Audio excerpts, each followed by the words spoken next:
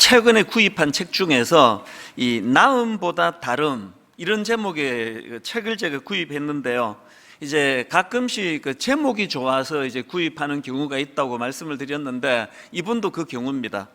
사실 이 책은 그 마케팅 전략 뭐 이런 거와 관련된 책이기 때문에 이 책 제목만 보고 구입하시면은 좀 당황하실 수가 있습니다.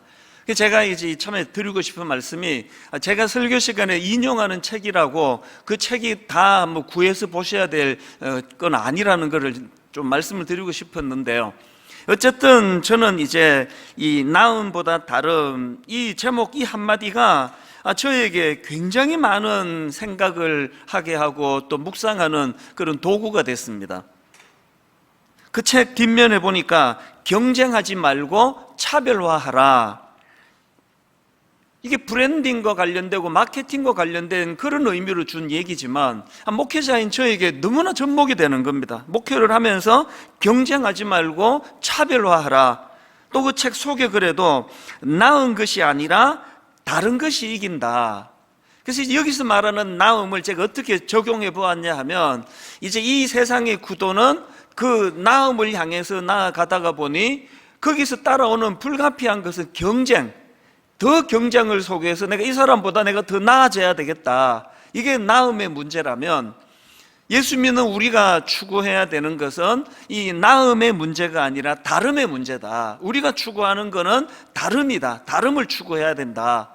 이게 저에게 참 많은 그 도전이 되고 깨달음이 되었습니다.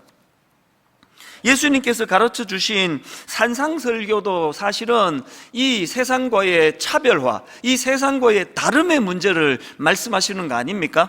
예를 들면은 산상설교 중에 마태복음 5장 38절부터 보십시오. 또 눈은 눈으로 이는 이로 갚으라 하였다는 것을 너희가 들었으나 나는 너희에게 이르노니 악한 자를 대적하지 말라. 누구든지 내 오른편 뺨을 치거든 왼편도 돌려대며, 또 너를 고발하여 속옷을 가지고자 하는 자에게 그옷까지도 가지게 하며, 또 누구든지 너로 억지로 오리를 가게 하거든 그 사람과 심리를 동행하고, 내게 구하는 자에게 주며 내게 꾸고자 하는 자에게 거절하지 말라. 이게 전부가 다 이게 다름의 문제 아닙니까? 세상에서는 절대로 통용되지 않는 그 하나님 나라에서의 가치관과 또 추구해야 되는 것들을 예수님이 지금 가르쳐 주시는 거 아닙니까? 심지어는 그 다음 나오는 43절부터 보십시오. 또 내 이웃을 사랑하고 내 원수를 미워하라 하였다는 것을 너희가 들었으나가 이게 뭘 의미합니까? 이게 그동안 세상에서 통용되던 그 들려지던 가치관의 문제는 원수 갚아라, 지지 마라, 이런 거였다면, 다름의 문제가 뭡니까? 44절. 나는 너희에게 이르노니 너희 원수를 사랑하며 너희를 박해하는 자를 위하여 기도하라. 이게 전부가 다 다름의 문제입니다. 분당 우리 교회는 제자 훈련하는 교회 아닙니까? 그런데 사실 이 제자 훈련에서 강조하는 이 제자도의 핵심 중의 핵심은 예수님의 이 말씀에서 저는 찾을 수 있다고 생각합니다. 누가복음 22장 24절입니다. 또 그들 사이에 그중 누가 크냐 하는 다툼이 난지라 예수께서 이르시되 이방인의 임금들은 그들을 주관하며 그 집권자들은 은인이라 칭함을 받으나 너희는 그렇지 않을지니. 저는 이 제자도의 핵심을 상징적으로 너희는 그렇지 않을지니, 이게 제자 훈련이라 생각합니다. 세상에서는 그래서 높은 자리에 올라가고 권력을 가지고 그리고 앉아서 대접을 받는 이거를 다 추구하는 그런 가치관을 가졌다면, 너희는 그렇지 아니하니, 너희는 그렇지 않을지니, 이게 다 다름의 문제 아닙니까? 최근에 카카오톡 김범수 의장이라는 분이 자기 재산의 절반인 5조 원을 사회를 위해 기부하기로 했다. 이 기사를 보는데 이것도 되게 큰 감당하기 어려운 그 결단을 내렸구나. 그게 참 인상적이었는데요. 더 인상적이었던 거는 이분이 이렇게 5조 원이라고 하는 어마어마한 돈을 사회에 기부하게 만든 거기에 영향을 줄 시가 있다는 겁니다. 이것도 또 흥미롭지 않습니까? 그 시를 내가 찾아봤습니다. 그랬더니 예전에 설교 시간에 벌써 인용했던, 저도 좋아하는 그 시더라고요. 랄프 랄프 waldo 에머슨이라는 분이 쓴 무엇이 성공인가, 이런 제목의 시인데요, 한번 내용을 들어보십시오. 자주, 그리고 많이 웃는 것, 현명한 이에게 존경을 받고 아이들에게서 사랑을 받는 것, 정직한 비평가의 찬사를 듣고 친구의 배반을 참아내는 것, 아름다움을 식별할 줄 알며 다른 사람에게서 최선의 것을 발견하는 것, 건강한 아이를 낳든 한 떼기의 정원을 가꾸든 사회 환경을 개선하든, 자, 그 다음 들어보세요. 자기가 태어나기 전보다 세상을 조금이라도 살기 좋은 곳으로 만들어 놓고 떠나는 것, 자신이 한때 이곳에 살았으므로 해서 단 한 사람의 인생이라도 행복해지는 것, 이것이 진정한 성공이다. 그 김범수 의장이라는 분이 재산의 5조 원을 사회에 내놓기로 한 거는 이런 시들을 통해서 다름을 알게 된 거예요. 돈 많이 버는 것만이 성공이 아니라 뭐라고 이야기합니까? 그래도 내가 이 땅에 태어났는데 자기가 태어나기 전보다 세상을 조금이라도 살기 좋은 곳으로 만들어 놓고 떠나는 거, 이게 성공한 인생이라는 거, 이게 다름의 문제 아닙니까? 제가 왜 이 시를 여러분께 제가 언젠가 소개해드리고 또 저도 또 이 대목을 제가 옮겨가지고 묵상하고 그렇게 하는가 하면은, 그저 큰 교회에 맞는 걸 성공이라고 자랑하는 이런 이 세상에 똑같은 논리로 가는 목사가 아니라 이 세상과는 다름, 일만수도 파송 운동을 하는 하나님의 명령도 바로 다름을 구현해라, 이 명령 아니겠습니까? 사실 여러분, 우리가 그리스도의 제자로서 이렇게 세상과는 다름을 추구하는 삶을 살아야 될 많은 책임과 의무감이 있지만, 더 중요한 건요, 우리가 이렇게 다름을 추구하며 사는 게 이게 우리가 살 길이기 때문에 그렇습니다. 여러분이 잘 아시는 아브라함, 창세기 13장에 보면은 지금 조카 롯하고의 이야기가 거기 하나 담겨져 있는데요, 창세기 13장 7절입니다. 그러므로 아브라함의 가축의 목자와 롯의 가축의 목자가 서로 다투고 또 가나안 사람과 브리스 사람도 그 땅에 거주하였는지라, 이제 재산이 많아지고 일꾼들이 많아지니까 거기서 이제 다툼이 생기는 겁니다. 그래서 이제 우리 분가하자, 이렇게 싸우고 있으면 안 된다. 그런데 그 아브라함이 놀라운 이야기를 하는 거 아닙니까? 그 다음 8절 9절입니다 아브라함이 롯에게 이르되 우리는 한 친족이라 나나 너나 내 목자나 너의 목자나 서로 다투게 하지 말자. 너 앞에 온 땅이 있지 아니하냐? 나를 떠나가라. 너가 좌하면 나는 우하고 너가 우하면 나는 좌하리라. 지금 칼자루를 쥐고 있는 삼촌 입장에서 내가 이게 정할게, 넌 절로 가라, 얼마든지 이렇게 할 수 있는 거 아닙니까? 그리고 이렇게 했다고 누가 아브라함을 그 욕심쟁이라고 비난하겠습니까? 그런데 놀라운 이야기를 하는 거예요. 네가 정하라는 거예요. 네가 우하면 난 좌할게, 네가 좌하면 내가 우할게, 네가 뭐든지 원하는 대로 해라. 이게 세상과의 다름의 문제 아닙니까? 그랬더니 결과 다 아시잖아요. 조카 롯은 다름이 아니라 나음을 찾았어요. 자기 눈에 보기에 비옥하고 자기 눈에 보기에 좋은 땅을 택했다가 그 타락으로 인해 가지고 함께 망해버린 게 조카 롯이거든요. 여러분, 당장 눈에는 우리가 이 세상에 그냥 남이야 상처를 받든지 남이야 뭐 눈물을 흘리든지 나는 능력이 있어, 나는 니들보다 나아, 나는 니들보다 나은 걸 추구할 거야, 이게 결국은 그 인생의 행복을 갉아먹는 치명적인 독이 되고요, 아브라함처럼 다름을 선택하니까 그게 하나님의 인도하심을 받는, 영적으로 충만하게 만드는 도구가 되더라는 거 아니겠습니까? 이런 의미에서 저는 이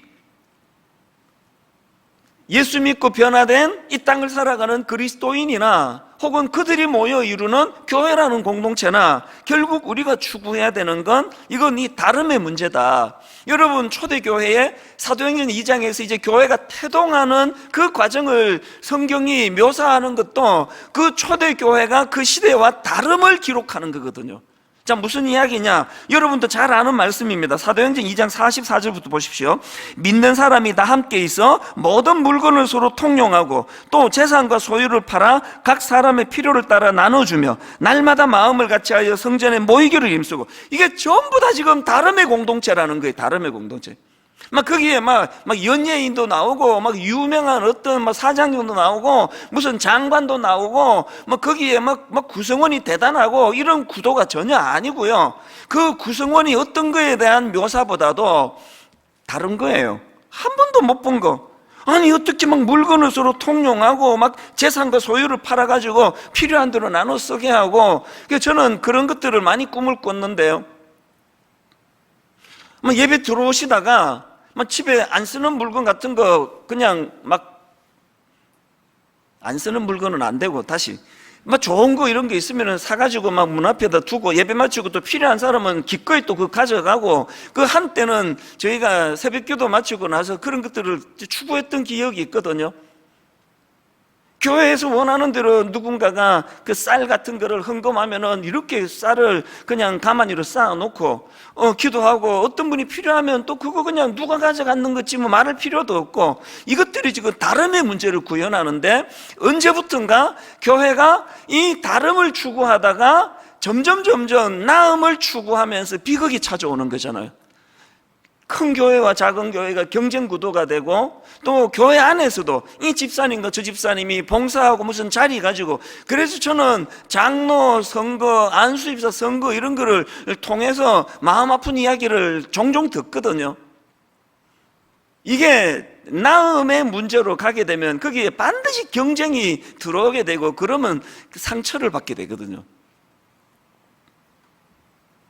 그래서 저는 분당 우리 교회가 이 나음의 공동체, 그제 니 잘났네 내 잘났네, 내가 얼마나 유능하면 내가 교회 이렇게 크게 키우겠느냐, 내가 말이야 목회 참 잘하는데 말이야 막 이렇게 그 다른 사람과 비교하고 또 그 나음을 자랑하고 나음을 추구하는 교회가 아니라, 그런 세상적인 구도가 아니라 하나님 나라만이 할 수 있는 이 다름을 추구하는, 이 다름을 꿈꾸는 그런 교회 공동체가 되기를 바랍니다. 제가 오늘 말씀을 이렇게 풀어가는 이유는요, 지금 우리가 예수님의 12제자에 대해서 살펴보고 있는데요, 예수님의 12제자 중에 오늘 살펴볼 인물이 안드레입니다. 사실 저는 개인적으로 12명의 제자 중에서 가장 닮고 싶은 인물 하나를 꼽으라 그러면 저 개인적으로는 안드레를 꼽고 싶습니다. 아니, 안드레의 어떤 점이 그렇게 12명 중에 제일 닮고 싶은 인물이 되었는가? 이 안드레를 딱 한마디로 요약하라면 그는 다름의 삶을 살아낸 인물이다, 그렇게 제가 정의를 할 수가 있다 생각합니다. 안드레는 베드로의 형제거든요. 그리고 또 베드로를 전도한 사람이 안드레예요.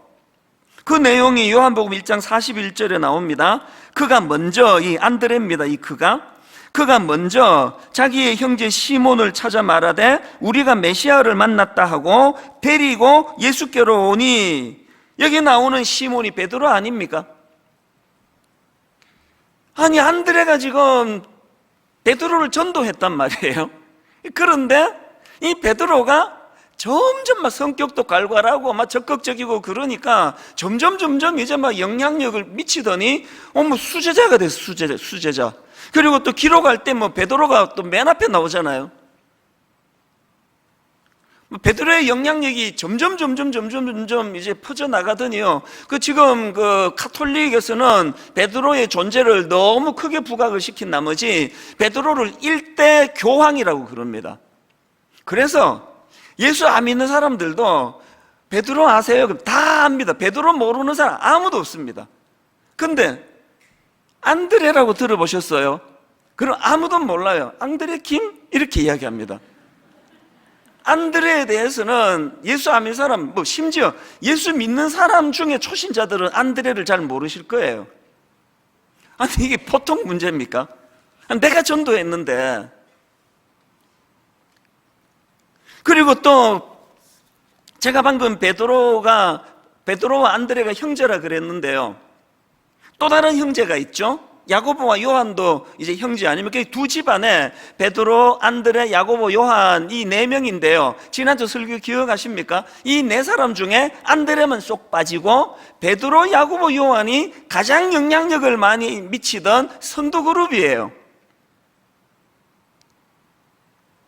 여러분 어떻게 생각하세요? 지난 여름에 그 가인, 아니 하나님이 내가 드린 제사는 안 받으시고 동생이 드린 제사만 받네? 아무 죄도 없는 그 동생을 이 문제만으로 죽여버리는 게 이게 죄성을 가진 인간의 본능 아닙니까? 우리 안에 있는 이 질투심이라는 건 이게 제어가 잘 안 되는 가장 제어하기 어려운 거라고 생각합니다. 게다가 이 시대나 세상은 어떻습니까? 옛날에 어느 개그 프로에 1등만 생각하는 더러운 세상, 1등만 기억하는 더러운 세상. 꼭 그 유행어를 만든 그 개그맨이 소주병을 하나 들고 코에 빨간색 칠해가지고 술 취할 때만 이 대사가 나와요. 1등만 기억하는 더러운 세상. 여러분 이게 왜 유행어가 됐을까요? 모든 사람이 공감하니까 자꾸 되뇌이니까 유행어가 되는 거 아닙니까? 안드레 입장에서 진짜 기분 나쁜 게 뭔지 아십니까? 오늘 본문을 기록한 이 구도도요 굉장히 기분 나쁩니다. 안드레 입장에서 기분 나쁠 수 있습니다.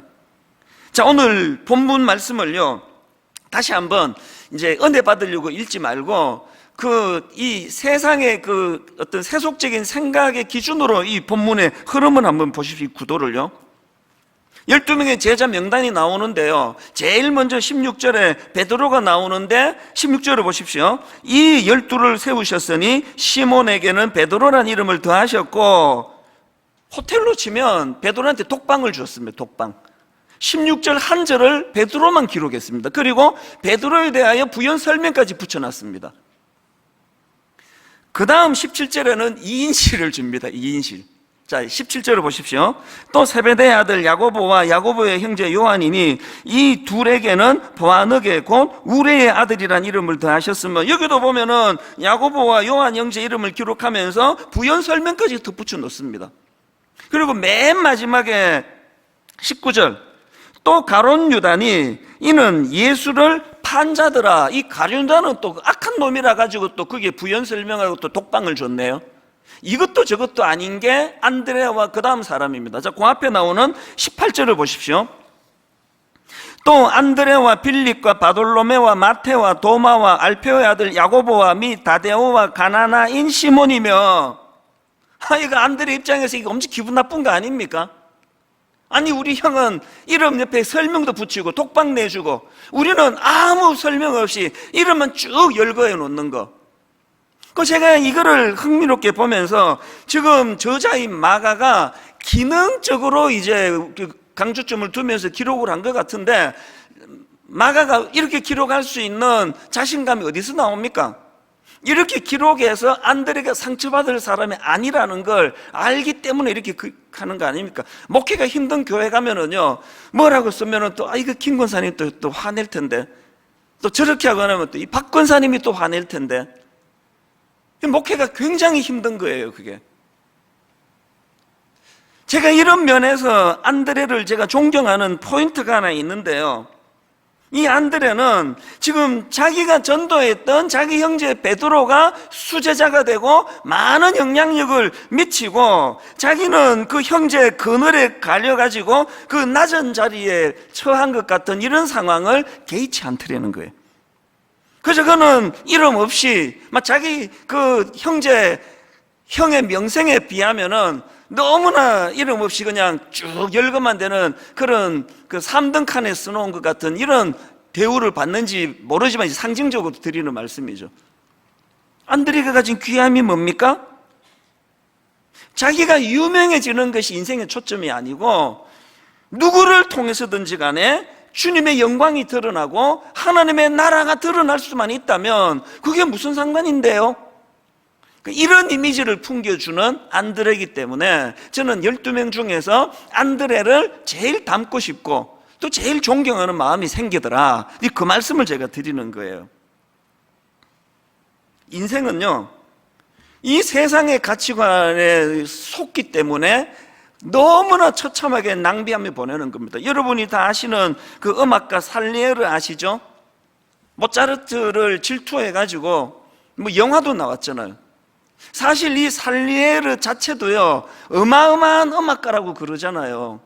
뭐 대단한 그런 궁중음악가인데 자기의 강점을 드러내지를 못하고 더 나음을 추구하다가 보니까 막 열심히 경쟁하며 달려갔는데 보면 앞에 모차르트가 있고 노력도 별로 안 하는 것 같은데 또 자기를 앞서고, 그래서 자기 인생을 파괴시킨 게 그게 살리에르 아닙니까? 그리스도인은요, 절대로 그런 차원에서의 경쟁을 유발하는 나음의 길이 아니라 다름의 길을 가는 거예요. 모차르트는 모차르트의 인생으로 살아가는 거고, 나는 하나님 주신 이 재능을 가지고 내 길을 가면 얼마나 그가 인생의 낭비를 줄일 수 있었겠습니까? 그 일만성도 파송 운동을 선언하고 8년 전에 정말 고뇌하는 시간을 보냈거든요. 왜냐하니까 아무리 생각을 하고 또 생각을 해도 10,000명에서 15,000명을 그 파송할 자신이 없는 거예요. 아니 뭐 우리 성도님들이 뭐 창고에도 물건도 아니고 뭐 제가 뭐 가라 그런다고 가고 남으라 그런다고 남는 분들입니까? 인격체인데 10,000명에서 15,000명을 더 모아라 그러면 막 되든 안 되든 한번 막 열심히 해보겠는데, 아무리 생각을 해도 이 성도님들을 그런 작은 교회로 파송하는 일이 불가능해 보이는 겁니다. 그러니까 이제 고뇌가 많고 잠이 안 오고 그랬는데요, 하나님이 저를 얼마나 사랑하시는지 그럴 때 많은 성경의 인물들을 저에게 묵상하게 하시면서 그것들을 헤쳐나가게 하셨는데요, 그 많은 하나님이 묵상하게 하신 인물 중에서 요나단이라는 인물을 하나님이 묵상하도록 허락해 주셨습니다. 아시죠? 요나단, 그 다윗을 향한 그 사랑의, 그 우정과 사랑의 대명사 아닙니까? 저는 이 구절이요, 사무엘상 23장 17절, 곧 요나단이 그에게 이르기를 두려워하지 말라, 내 아버지 사울의 손이 내게 미치지 못할 것이요 너는 이스라엘 왕이 되고 나는 너의 다음이 될 것을 내 아버지 사울도 안다. 아니 이런 말을 어떻게 이렇게 쉽게 할 수 있느냐고요. 이놈의 자식이 죽어야, 이놈의 자식이 없어져야 내가 왕이 되는데 네가 왕해라. 이게 다름의 문제 아닙니까? 다름? 경쟁으로 나가지 않는? 사실 제가 부끄러운 고백이지만요, 이 요나단을 묵상하기 전까지만 해도 내 발상이 어디에 갇혀 있었느냐 하면은, 저는 이 교회 담임 목사니까 내가 이 교회를 떠난다는 생각은 단 한 번도 해본 적이 없습니다. 나는 당연히 남고 이 성도님들이 이제 나가셔야 되는데 어떻게 해야 나가시지? 그런 생각에 갇혀 있었는데 이 요나단을 하나님이 묵상하게 하심으로 그때 제 생각의 발상이 바뀐 거예요. 아니 이 왕좌도 이렇게 기꺼이 내려놓을 수 있는데 분당 우리 교회 담임 목사 자리를 내가 이거를 꽉 붙잡고 어떻게 하나님의 나라를 구현하겠느냐. 그래서 요나단 덕분에 제가 결정을 한 게, 만약에 하나님 저 때문에 일만수도 파송 운동이 잘 안 된다면 제가 담임 목사 사임하겠습니다. 너무나 기쁘게 이 약속을 하나님께 드릴 수 있게 된 거거든요. 이게 다름의 문제더라는 거예요. 하나님 앞에서 저는 확신합니다. 하나님은요, 저를 너무 사랑하시거든요. 그래서 제가 진짜 행복하기를 원하세요. 막 그게 막 느껴져요. 하나님은 막 제가 막 너무너무 행복하기를 원하세요. 그래서 다름을 원하시는 거예요. 그러니까 일만수도 파송 운동해오는 지난 8년 동안에 생각지도 못한, 아니 30개 교회로 나누게 되리라고, 이거 저도 꿈도 못 꾸던 거거든요. 경직이 되면 생각이 안 나와요. 오늘 여러분, 저와 여러분 모두가 다 요나단처럼 하나님 앞에서 그 나음을 추구하는, 그래서 뭐 친구고 뭐고 이놈의 자식을 죽여버려야 내가 왕이 될 텐데, 이게 나음을 추구하는 경쟁적인 생각이라면 자기 아버지가 그래서 망한 거 아닙니까? 사울 왕이. 우리는 경쟁을 유발하는 나음을 추구하는 인생이 아니라 하나님 나라의 다름을 추구하는 게 다름.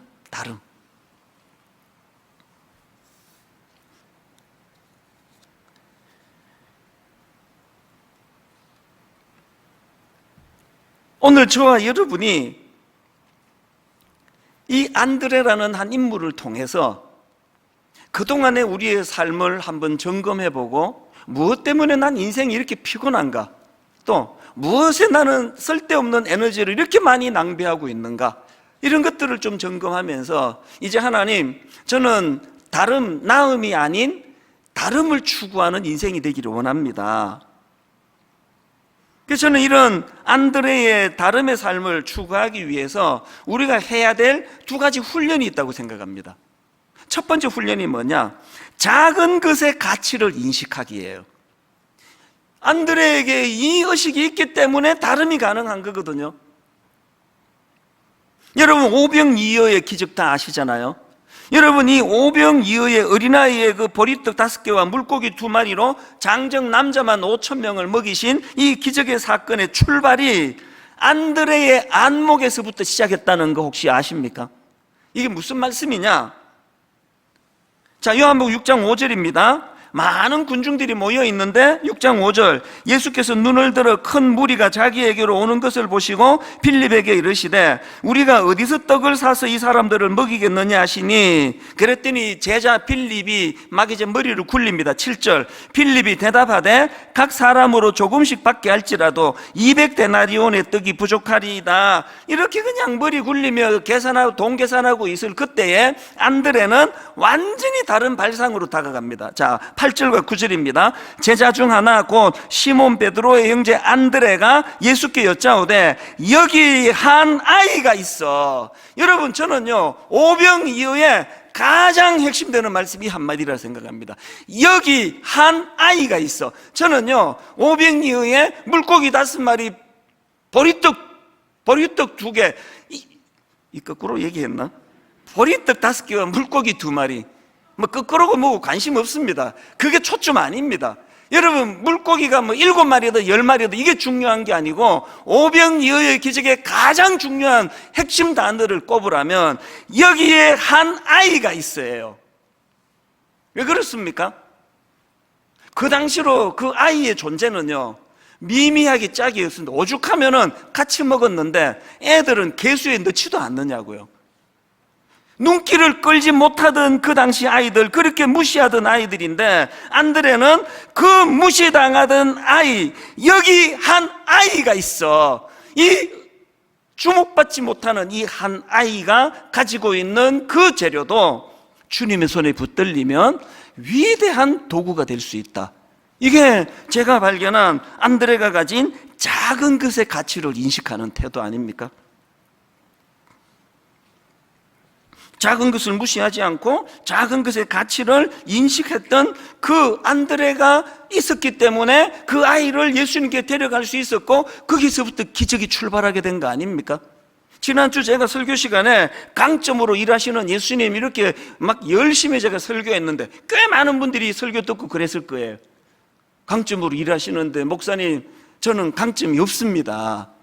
에이, 왜 강점이 없어요? 너무나 경쟁 구도에 우리가 거기에 속아가지고 작은 강점을 생각 안 하는 그게 화근이거든요.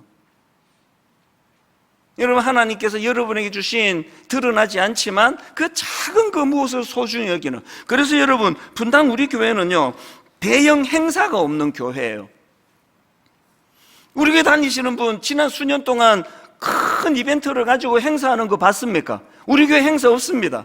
사실 개척 초기에 제가 행사를 얼마나 좋아했는지 제 별명이 이벤트리였어요. 이벤트리. 막 아이디어가 막 계속 나와요. 지금도요 막 그런 아이디어에 제가 소질이 좀 있습니다.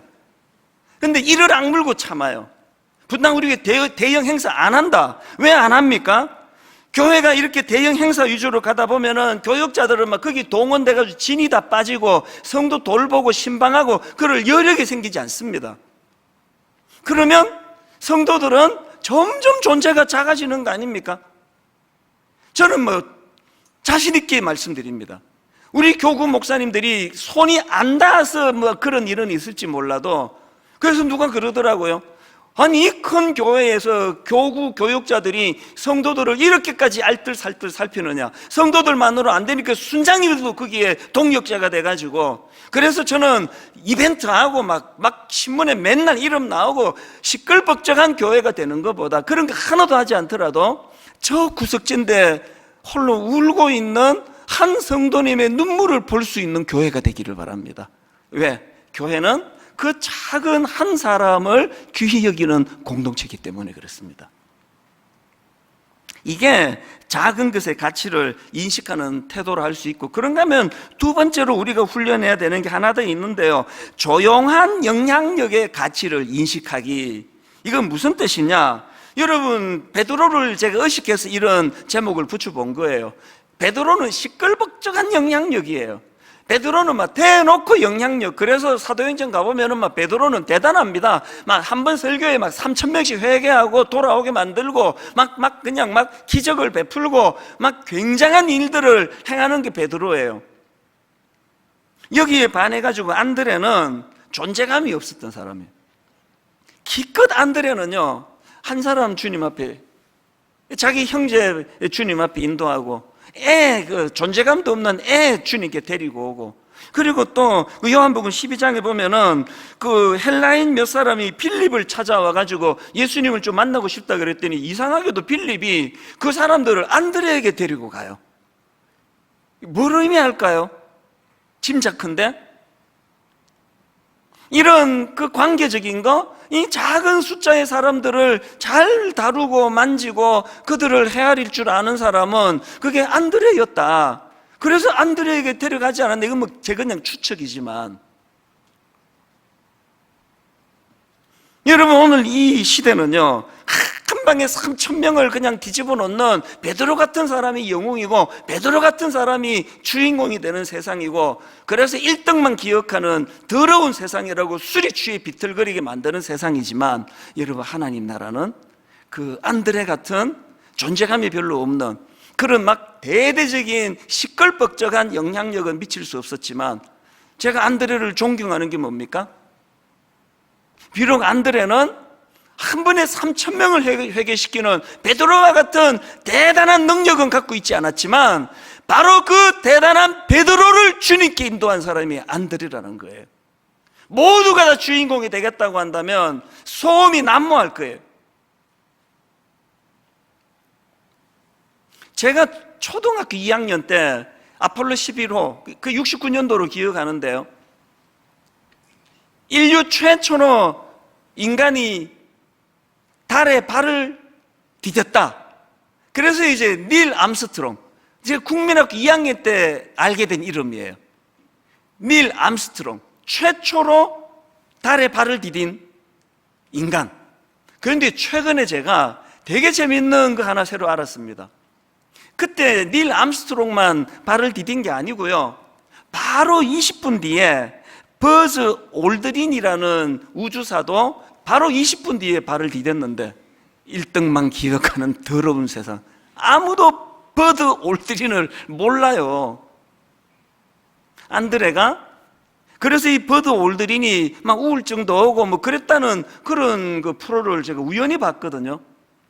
안드레는요, 자기는 비록 한 번에 3,000명을 회개시키는 이런 일은 할 수가 없지만, 바로 그런 능력이 있는 베드로를 주님께 데려가는 일은 내가 할 수 있다. 그리고 하나님의 가치로는 이 둘이 조용한 리더십이나 조용한 영향력이나 시끌벅적한 영향력이나 주님은 똑같이 귀하게 보신다. 이게 그 마음의 고뇌를 갖지 못하게 만드는 능력 아닙니까? 저는 사실 이 설교를 준비하는 지난 한 몇 주 동안에 울컥울컥 하면서 또 올려지던 사람이, 새벽에 자꾸 얼굴이 떠오르면 그렇게 눈물이 나는 사람이 얼마나 많았는지 모릅니다. 제일 저를 많이 울컥하게 한 사람들은요, 분당 우리 교회 창립 멤버 5명의 교육 전도사들이에요. 지금은 시애틀에 담임 목사로 가 있는 임원석 목사님을 위시해가지고 저는 막 이 한 분 한 분이 다 영웅이라 생각합니다. 처음에 교회를 개척할 때 사례비를 처음부터 사례비 없다 그래도 오겠느냐? 목사님, 종이 무슨 사례비에 신경을 쓰겠습니까? 그냥 온 거예요. 5명이 신학생들이. 개척 교회니까 그때 교회에서 저에게 월 150만 원의 그 사례비를 주셨는데요, 그 5명을 보고 이게 넘어갑니까? 그래서 이제 5등분해서 30만 원씩 이걸로 이 교역자들이 연명하던 그런 상황이에요. 그런데 이 5명의 이 영웅들이 참 눈물이 나요. 토요일 교회 청소부터 시작해서 강대상 올리고 물건 올리고, 그때도 우리 교회는 초신자들이 많았거든요. 그 초신자 한 사람이 목사들은 다 저런 일을 하나 보다. 그래서 그 전사님이 여기서 막 청소하고 있는데, 전사님 이것도 치워야 되겠는데요. 이게 면류관 아닙니까? 입만 갖고 사는 그런 사람이 아니라 진짜 교회를 섬기는 그 전사님들이 지난 몇 주 동안의 마음에 얼마나 저를 울렸는지 몰라요.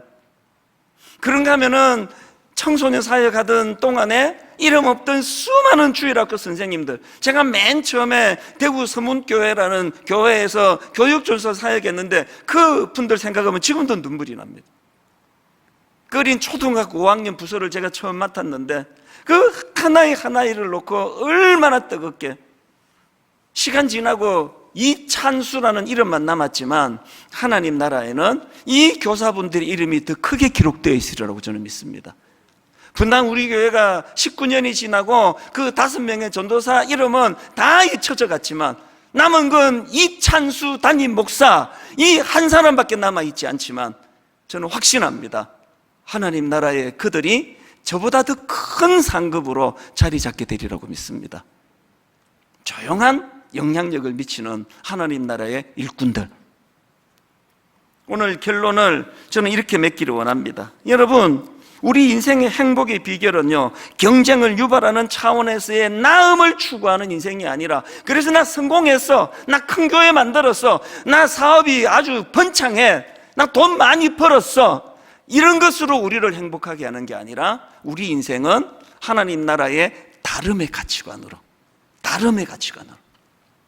저는 오늘 눈물로 위로해 드리고 싶습니다.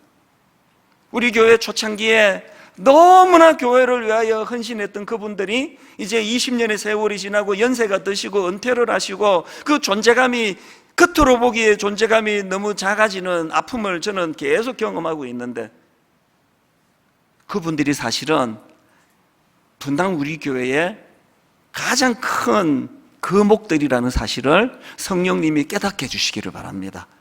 그리고 세월이 흘러가면서 자꾸 자기 존재감이 초라하신 분들, 나는 뭐야? 나는 왜 베드로가 못 돼? 왜 나는 안드레야? 이런 아픔을 갖고 계시는 많은 성도님들에게 이 시간 성령님이 깨우쳐 주시기를 바랍니다. 네가 지금 이 악한 세상의 논리에 속고 있는 거야. 베드로, 안드레가 누가 더 위대하고 누가 덜 위대하는 이 구도가 아니라 다름의 문제로 다가간다 했을 때, 봐라, 너희 교회 담임 목사 이찬수 목사도 베드로보다 안드레를 더 샘플로 생각한다 그러지 않느냐. 자기의 존재감이 작고 초라해서 마음이 상한 분이 계시다면 성령님께서 그 마음을 어루만져 주시기를 바랍니다. 어제 1만 선도 파송 운동 예비 30 담임 목사님들과 줌으로 회의하면서 이런 이야기 했습니다. 오늘 설교 그 외부 15분 아직 부임을 안 했으니까요, 내일 하게 될 이 설교는 하나님이 먼저 저에게 주시는 말씀으로 저는 그렇게 눈물로 받았고, 이 설교는 30개 교회 예비 교회 담임 목사님들에게 주시는 설교라고 받으시고, 내일 이 설교를 묵상의 도구로 삼고 같이 묵상하자고. 저는 확신합니다. 이 30개 교회의 성패는 이 교회가 경쟁 구도로 나아가는 나음을 추구하는 교회들이 아니라 다름을 추구하는 교회가 될 때에 반드시 하나님 나라가 거기서 나타날 줄로 믿습니다. 결론을 저는 이 찬양으로 맺으면서, 이 찬양의 제목이 내 삶의 이유라, 내 삶의 이유라. 여러분, 이 다름을 추구하는 다름의 길의 가장 절정이 십자가 아닙니까? 다음 주일 가룟 유다를 제가 살펴보러 가는데요, 가룟 유다의 치명적인 결함이 그거 아닙니까? 그저 눈에 보이는 예수님이 군사를 모으고 군대를 일으키고 로마와 대항하여 해방을 시키고 이런 나음의 길만을 추구했던 가룟 유다지만, 예수님은 다름의 길, 십자가의 길, 이것이 내 삶의 이유라는 사실을 기억하면 좋겠습니다. 우리 같이 찬양을 부르시면서 설교들을 마음으로 정리해 보기를 원합니다. 이렇게 찬양합니다. 예수는 내 힘이요, 예수는 내 힘이요, 나의 기쁨, 내 참 소망, 다름의 길을 보여주신 그 주님, 그 이름의 생명이 내 삶의 이유라. 우리 다시 한번 고백하기 원합니다. 예수는 내 힘이요, 힘없이 십자가의 길로 걸어가신 그 주님이지만 나의 기쁨, 내 참 소망, 다름의 길을 보여주신 그 주님, 그 이름의 생명이 내 삶의 이유라. 여러분, 다름의 길로 가지 않으시겠습니까? 오직 주만 따라갑니다. 오직 주만 높이 받으소서. 오직 주만 높이 받으소서. 우리가 따라야 될 생명 되신 주님, 내 평생에 그 이름을, 그의 선하심을, 그의 선하심 세상에 노래합니다. 세상에 노래하니 그 이름의 크신 능력,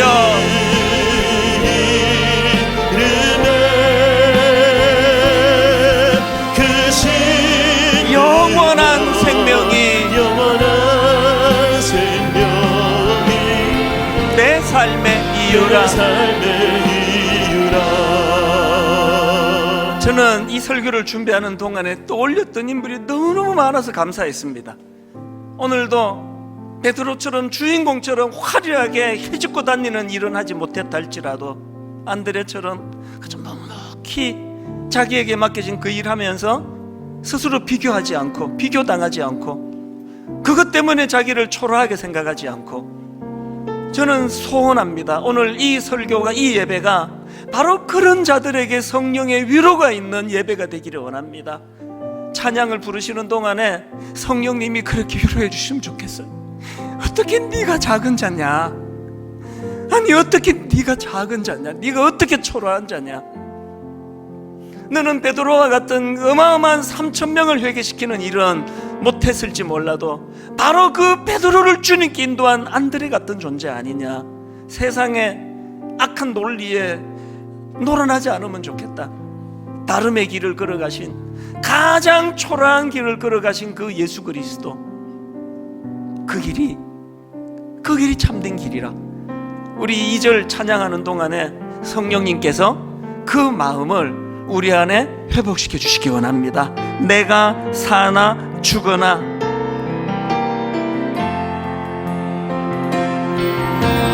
내가 사나 죽으나 그 이름을 위하여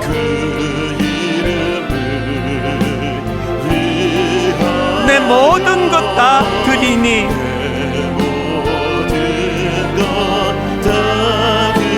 나를 받으소서.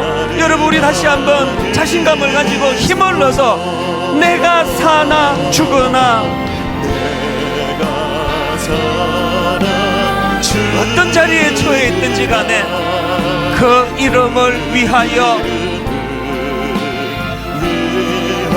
내 모든 것 다 드리니 나를 받으소서. 다시 한번 힘을 얻어 선포합니다.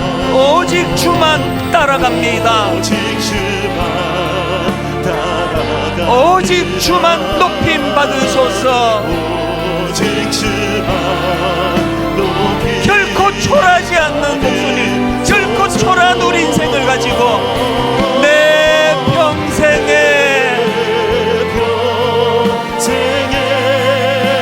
그 이름을 이름을 세상에 노래합니다. 그 이름의 크신 능력,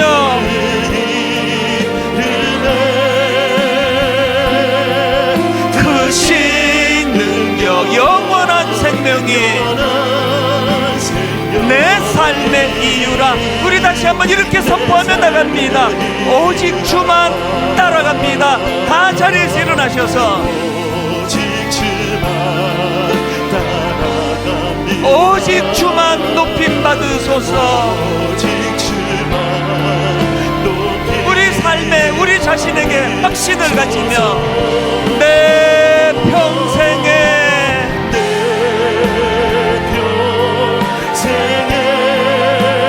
그 이름을,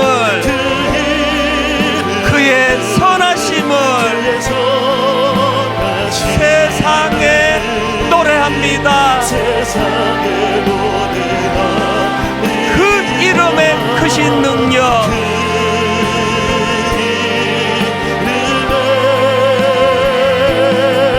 크신 영원한 생명이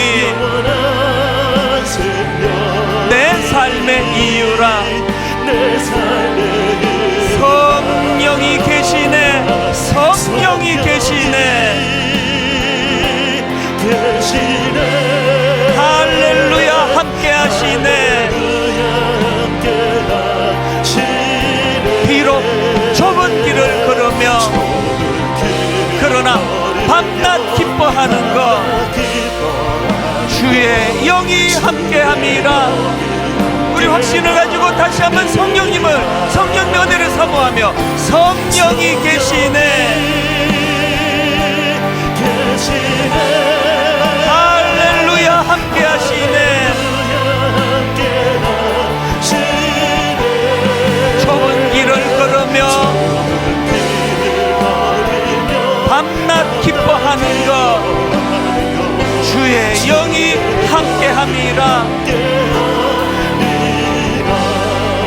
우리 같이 기도할 때 하나님, 경쟁을 유발하는 나음을 추구하는 이 세상에서 베드로만이 행복하고 베드로만이 성공한 사람이라고 말하는 1등만 기억하는 이 세상에서 아닙니다. 하나님, 안드레와 같이 그저 눈에 떠이지 않는 소소한 일을 행한다 할지라도 3,000명 회개시키는 일을 하지 못하지만 그 어린아이 하나 주님 앞에 모시고 가, 데리고 가 오병이어의 기적의 도구가 되게 했던 안드레와 같이 하나님, 다름을 추구하기 원합니다.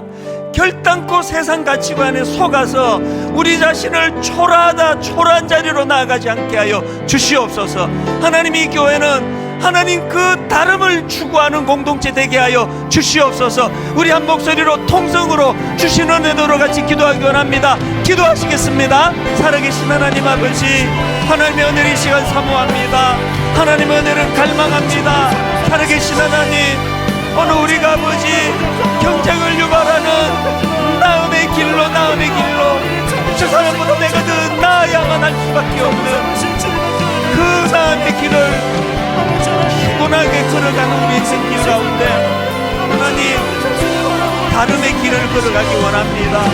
다름의 길을 아버지 기쁨 가운데 좁은 길을 걸으며 밤낮 기뻐할 수 있는 마음으로 달려가기를 원합니다. 주님, 그 은혜의 길로 나가게 하여 주시옵소서. 살아계신 하나님,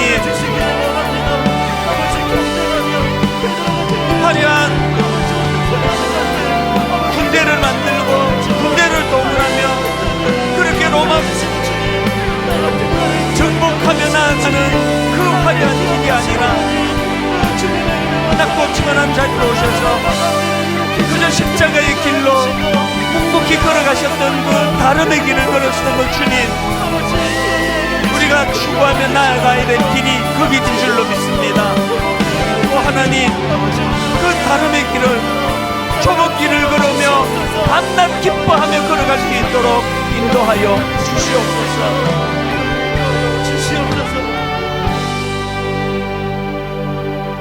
하나님 아버지, 비천한 종이 능력이 없어 다 선포하지 못한 영역이 있다면 이 시간 성령님이 일하시는 줄 믿습니다.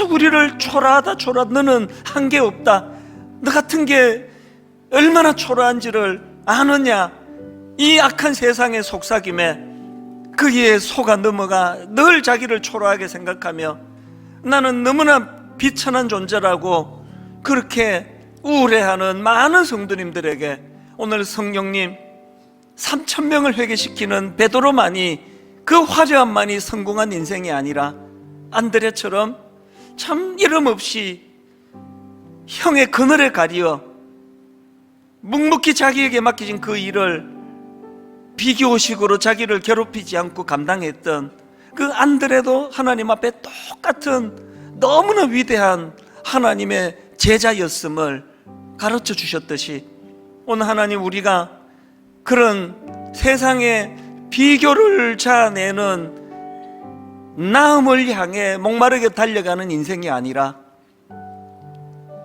하나님이 원하시고 주님이 걸어가셨던 십자가라고 하는 그 다름의 길을 묵묵히 나아가는, 그러면서도 거기에서 긍지를 찾아내고 거기에서 우리 존재의 참 보람을 찾아내는 그런 그리스도인들이 되도록 인도하여 주시옵소서. 하나님, 이번 한 주간 동안 비록 안드레의 삶을 살아가는 이 한 주간이지만 주님, 안드레와 같이 그 어린아이 하나 주님께 인도하여 내 주변이 5,000명을 먹이고도 남는 너무나 놀라운 일에 쓰임받는 그런 믿음의 그리스도인들의 한 주간의 삶의 여정이 되도록 인도하여 주시옵소서.